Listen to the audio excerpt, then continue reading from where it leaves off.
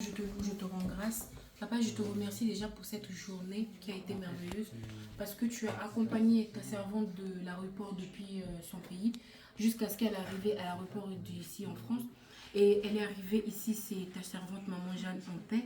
Elle nous a trouvés aussi en paix. Toute la journée s'est bien passée. Merci pour cela. Je vais encore te remercier parce que ta parole déclare que tout concourt pour ceux qui aiment Dieu. Donc ce moment que nous allons partager aussi concourt pour notre bien. Ce que nous allons apprendre en ce moment va nous aider encore à devenir de plus en plus de bonnes femmes vertueuses. Et ça, nous te le devons, Seigneur. Nous avons tous été dans le monde et les caractères et les comportements que nous avons acquis ne partiront qu'avec l'étude de ta parole. Parce que tu as dit que ce livre de la loi ne s'éloigne point de ta bouche. Merci pour ce moment. Je te le remets parce que ta parole déclare que nous ne pouvons rien sans toi. Laisse que tu puisses conduire ce moment et que tu puisses remplir ta servante afin que ce qu'elle va dire ne vienne pas d'elle mais de toi, afin que la gloire et la louange te soient rendues parce que tu as dit dans ta parole que tout ce que nous faisons, que nous le faisons pour toi. Sois élevé, sois magnifié dans le nom de Jésus. Amen. Amen. Soyons bénis au nom de Jésus. Amen. Esther, que le Seigneur te bénisse abondamment parce que ce que nous allons dire ce soir, tu as touché ça dans ta prière. C'est une prière qui est inspirée, que le Seigneur te bénisse. Amen. Je vais inviter chacune de nous à se voiler normalement.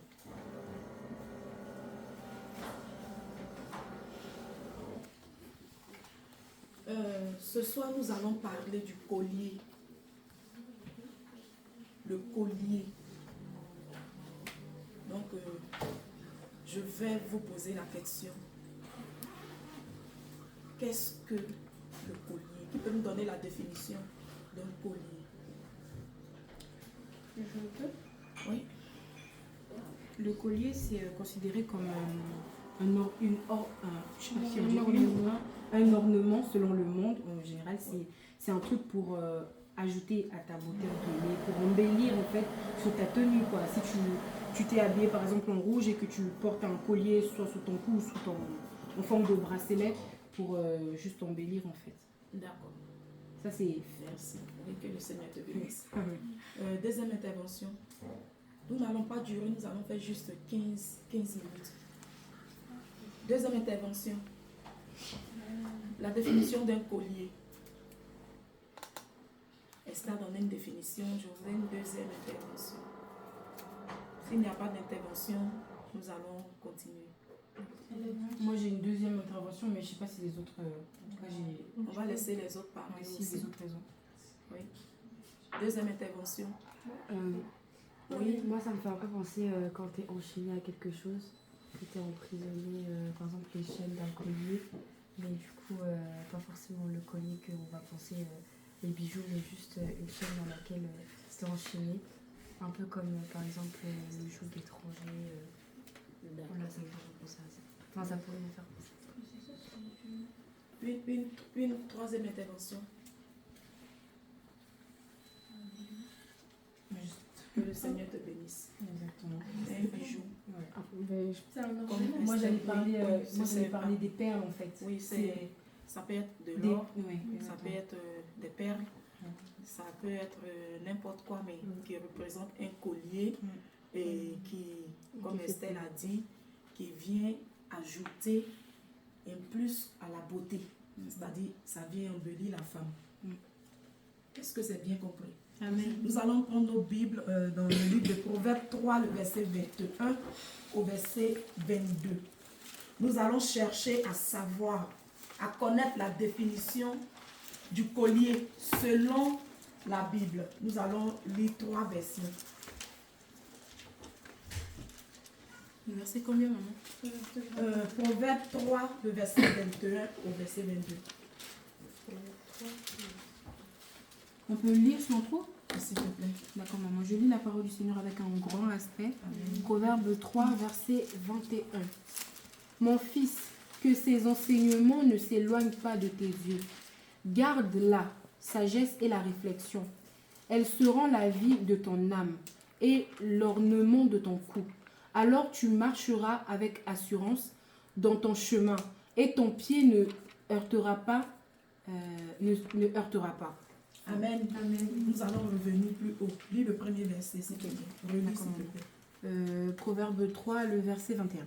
Mon fils, que ces enseignements ne s'éloignent pas de tes yeux, car la sagesse et garde la sagesse et la réflexion. Je m'arrête là, les deux? Non. Ou je continue?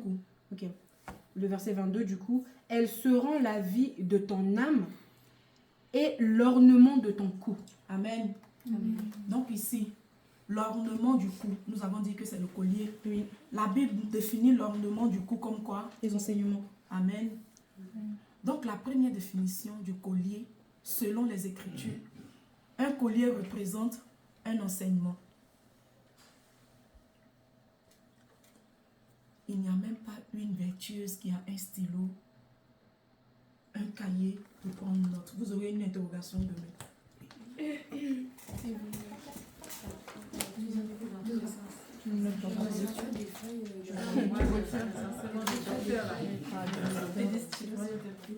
Amen. Donc quand on parle de collier, la Bible définit le collier comme un enseignement. Mais vous allez voir, le monde définit le collier comme un objet au fait de beauté. C'est-à-dire c'est pour faire joli, pour attirer. Mais le Seigneur Jésus, il dit le collier, c'est l'enseignement. C'est l'enseignement qu'on doit attacher à notre cou. L'enseignement doit être attaché à notre cou. Nous allons prendre un deuxième verset. Toujours dans le livre de Proverbes. Proverbes 1, verset 8 au verset 9. Celle qui trouve peut lire. Qui a trouvé? Moi.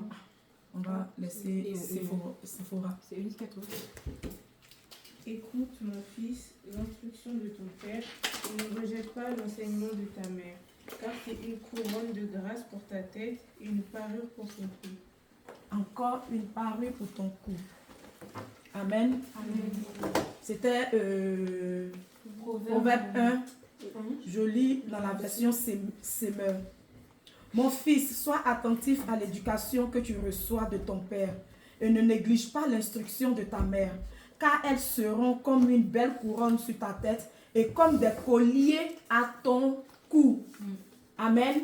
Amen. Donc ici encore, voici une deuxième écriture qui vient nous donner une deuxième définition du collier qui représente encore l'enseignement. Nous allons prendre une troisième écriture.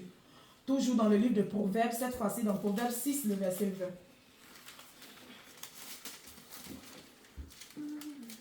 Proverbe 6, le verset 20. J'ai trouvé. Tu peux lire au nom de Jésus. Je lis au nom de Jésus. Le verset 20 à 21. Ok. Mon fils, garde les préceptes de ton père et ne rejette pas l'enseignement de ta mère. 21. Lis-les constamment sur ton cœur. Attache-les en ton cou. Alléluia. Amen. Donc nous comprenons que le collier représente l'enseignement. Et la parole de Dieu nous dit quoi? Mon fils, ou bien soit ma fille. Si la parole s'adresse à Gabi, on dira ma fille. Si la parole s'adresse à l'homme de Dieu Ézéchiel, on dira mon fils. Mon fils, garde les préceptes de ton père et ne rejette pas l'enseignement de ta mère. Amen. Lis-les constamment à ton cou. Gloire à Jésus. Alléluia. Donc, nous devons comprendre ici. C'est pourquoi j'ai dit que nous n'allons pas être longs.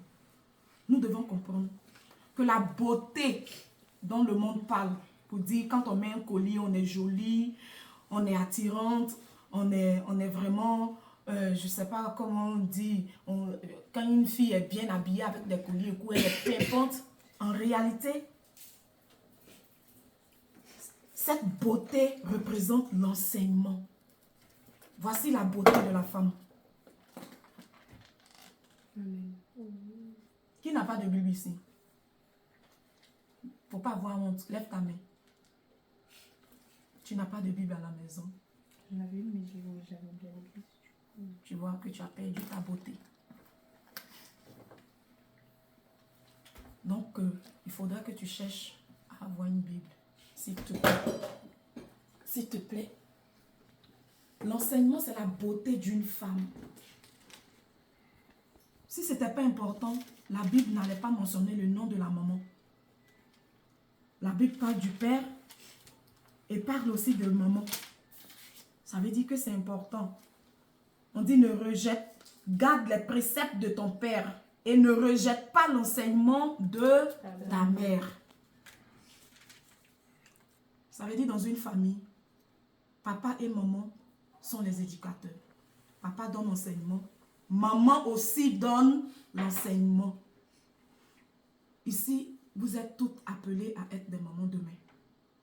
Si vous n'avez pas la véritable enseignement, vous n'allez jamais pouvoir transmettre cette beauté à vos enfants. Est-ce que vous me comprenez? C'est de quelle beauté je parle ici? L'enseignement. Et c'est ça qui est la sainte doctrine.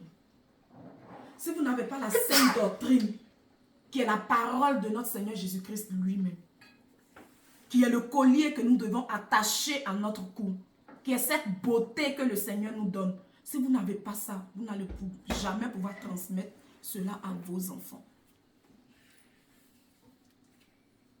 Donc quand on vous regarde, cette beauté qui doit attirer, c'est la parole de Dieu en vous. Amen. Amen. Vous devez être enraciné dans la parole de Dieu. C'est pourquoi le livre de Josué 1, le verset 8 nous dit que ce livre de la loi ne s'éloigne point de ta bouche, que tu ne perdes point ta beauté. C'est ça la véritable beauté d'une femme. C'est ça qui va faire de vous une femme dite vertueuse. Une femme qui n'a pas l'enseignement n'est pas une femme vertueuse. Une femme qui n'a pas un beau collier n'est pas une femme vertueuse. Parce que tu peux avoir un collier, mais un collier très terne. Un collier qui n'a pas d'éclat. C'est semblable à une église qui n'a pas la sainte doctrine. Une église avec un beau collier, c'est une église qui a la sainte doctrine. Une église qui a l'enseignement. C'est pourquoi vous allez voir, une église peut être bâtie, je ne sais pas sur combien d'hectares, mais si elle n'a pas la sainte doctrine, cette église perd sa beauté. Amen. Amen. L'église représente une femme. Notre Seigneur Jésus, il est l'époux. L'église représente l'épouse qui est la femme. Et pour voir la beauté de cette femme-là, c'est l'enseignement. On reconnaîtra vos beautés par l'enseignement que vous allez recevoir. J'ai une question, maman. J'ai dit juste 10 minutes. Oui, vite fait.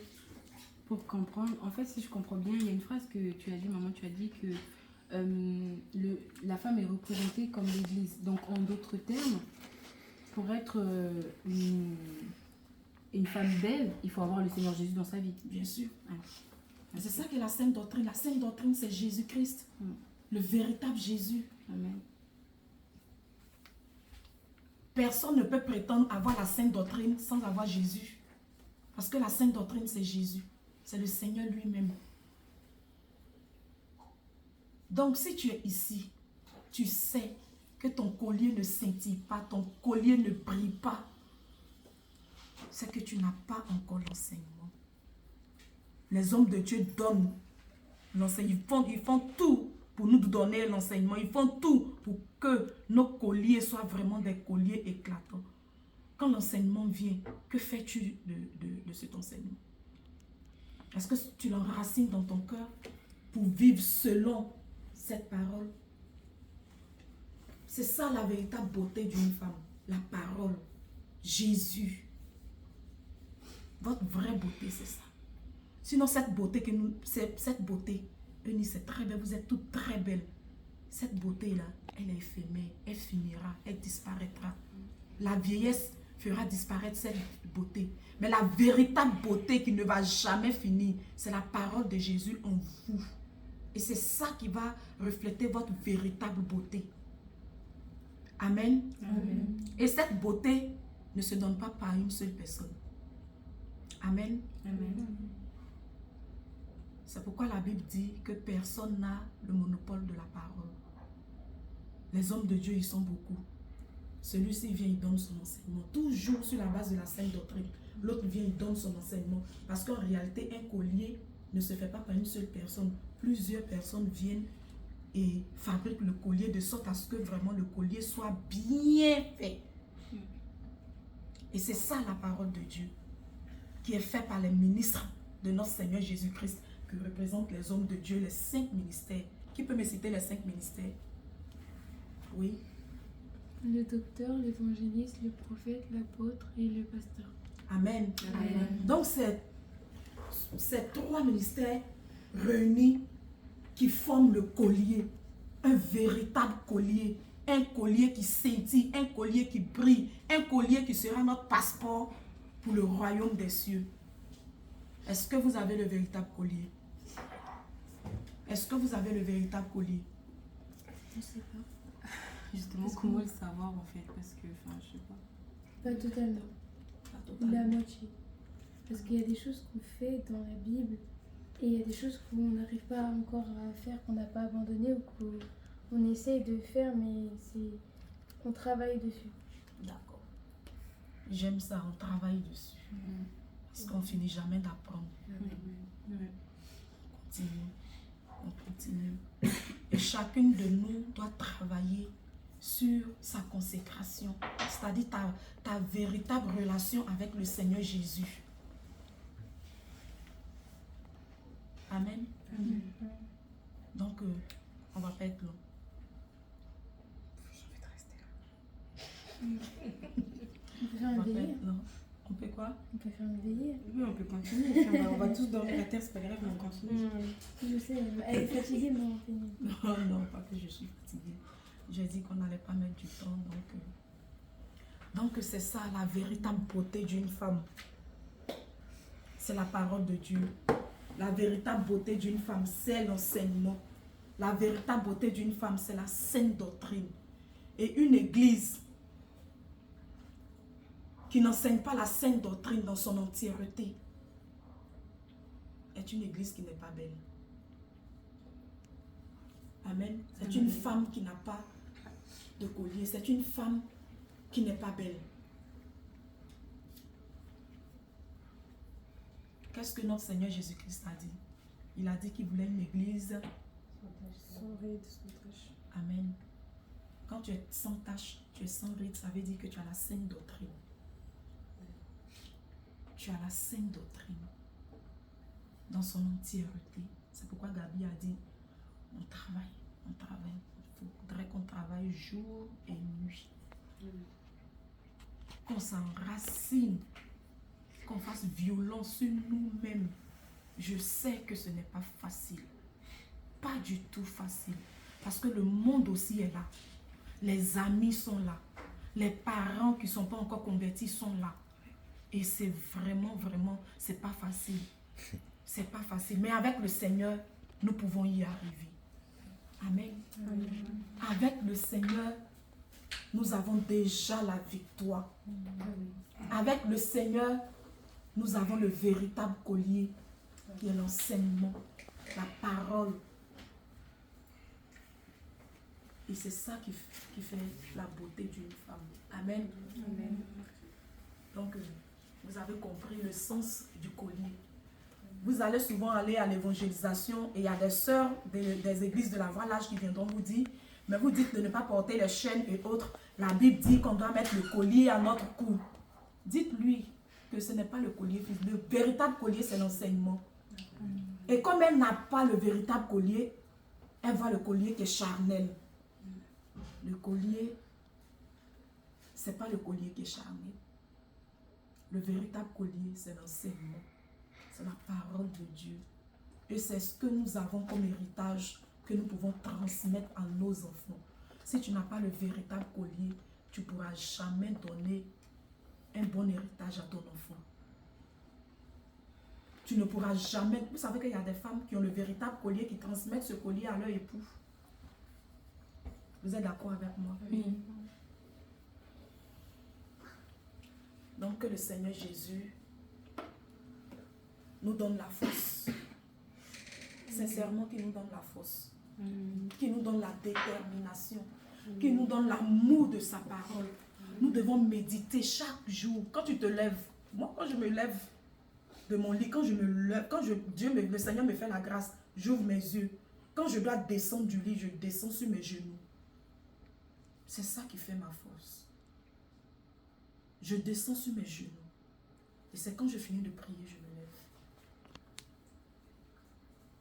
Ça, c'est mon secret, c'est mon intimité avec le Seigneur. Je partage cela avec vous. Je descends toujours sur mes genoux. Toujours. Ça veut dire que je me réveille avec mon collier, la parole. Je me réveille avec ma parole, avec la parole de Jésus. Et aussi, je dors avec. Donc, que le Saint-Esprit continue de nous habiter. Que le Saint-Esprit continue à nous donner la véritable parole que le Seigneur Jésus-Christ nous donne. Que le Seigneur vous bénisse. J'espère que vous avez appris quelque chose dans ces 10 ou 15 minutes. Amen. Que le Seigneur nous bénisse. Amen. Amen.